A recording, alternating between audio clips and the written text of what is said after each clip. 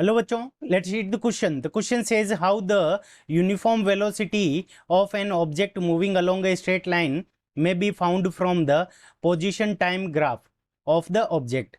In second part, obtain the formula for the position of the object at any time t in the terms of its position at time t is equals to 0 and uniform velocity. ठीक है बच्चों.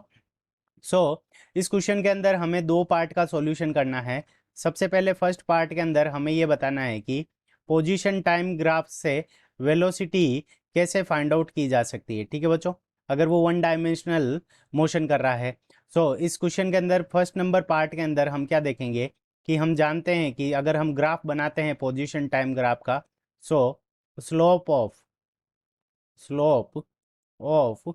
X T graph, तो हमारा जो position time graph है यानी x T graph, उसकी जो स्लोप होती है वो किसको रिप्रेजेंट करती है. Slope of x T graph, तो वो रिप्रेजेंट करती है हमारी वेलोसिटी v को. ठीक है बच्चों. ये हमारी किसको रिप्रेजेंट कर देगी, वेलोसिटी v को रिप्रेजेंट कर देगी. और जब हमारी वेलोसिटी v अगर कांस्टेंट है, अगर वेलोसिटी v की वैल्यू अगर हमारी कांस्टेंट है, तो उस कंडीशन के अंदर हमारी जो मोशन होगा उस मोशन को हम क्या कह देंगे. अगर वेलोसिटी v कांस्टेंट है तो उस कंडीशन के अंदर जो मोशन होगा वो हमारा क्या हो जाएगा, यूनिफॉर्म मोशन. ठीक है बच्चों, अगर वेलोसिटी v की वैल्यू अगर हमारी कांस्टेंट आ जाएगी तो उस कंडीशन के अंदर मोशन को हम क्या कह देंगे, यूनिफॉर्म मोशन कह देंगे. अब सेकंड पार्ट के अंदर हमें क्या पूछा है कि हमें एक्स पोजीशन, किसी टाइम पे पोजीशन टी को अगर हमें दर्शाना है तो उसको हम कैसे दर्शाएंगे. तो उस कंडीशन के अंदर हम वेलोसिटी का फॉर्मूला लिख लेंगे. तो वेलोसिटी को हम क्या लिख सकते हैं, rate of change of displacement या फिर position, rate of change of position. V is equals to D X upon D T. इसको हम ग्राफिकली सोल्व कर लेते हैं. तो अगर हमारा ये एक ग्राफ है जो पोजीशन टाइम का ग्राफ है, तो वाई एक्सिस की तरफ पोजीशन है वो मीटर्स के अंदर है, और टाइम यहाँ पे एक्स एक्सिस की तरफ टाइम है, और जो कि हमारा किसके अंदर है, सेकंड्स के अंदर है. ठीक है बच्चों. ये सेकंड्स के अंदर है और ये वाली जो पोजीशन है वो हमारी किस में है, मीटर्स में है. जब टाइम टी की वैल्यू ज़ीरो है, ठीक है, जब time T is equals to zero है, तो उस कंडीशन के अंदर जो पार्टिकल की जो पोजीशन है वो हमारी कितनी है, एक्स नॉट के इक्वल है. यहाँ पे हमारी वैल्यू आ गई एक्स नॉट. यहाँ पे अगर हम स्लोप निकालें तो स्लोप का मतलब इस एंगल के साथ में अगर हम टेन थीटा देखें तो स्लोप इज इक्वल्स टू, तो स्लोप हमारी होती है D Y upon D x.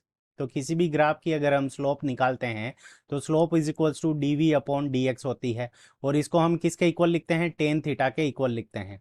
अब देखो y के अंदर हमारा क्या है, पोजीशन है, तो डी वाई की जगह हमारा क्या आ जाएगा, पोजीशन डी एक्स, और नीचे हमारा क्या आ जाएगा, x की तरफ क्या है हमारा टाइम, तो D X upon D T. तो यहाँ पे जो स्लोप होगी वो किसको रिप्रेजेंट कर देगी, वेलोसिटी v को रिप्रेजेंट कर लेगी. अगर हम इसका इंटीग्रेशन करेंगे तो यहाँ से हमारे पास में D X is equals to क्या आ जाएगा, वी डी टी आ जाएगा. अब दोनों तरफ हम इंटीग्रेशन करें तो यहाँ पे इंटीग्रेशन और यहाँ पे भी अगर हम इंटीग्रेशन का साइन लगाएंगे तो dx का जो इंटीग्रेशन होगा वो x आ जाएगा. v हमारी क्या दे रखी है, यूनिफॉर्म है, कांस्टेंट हो गई. तो यहाँ से हमारे पास में क्या आ जाएगा, वी टी प्लस, यहाँ पे अगर हम देखें कांस्टेंट मान लेते हैं c, तो यहाँ पे कांस्टेंट की वैल्यू निकालते हैं तो time t is equals to zero है, तो उस कंडीशन के अंदर जो हमारी x की वैल्यू है वो किसके इक्वल है, तो x नॉट के इक्वल है. तो x is equals to x naught और time t is equals to zero.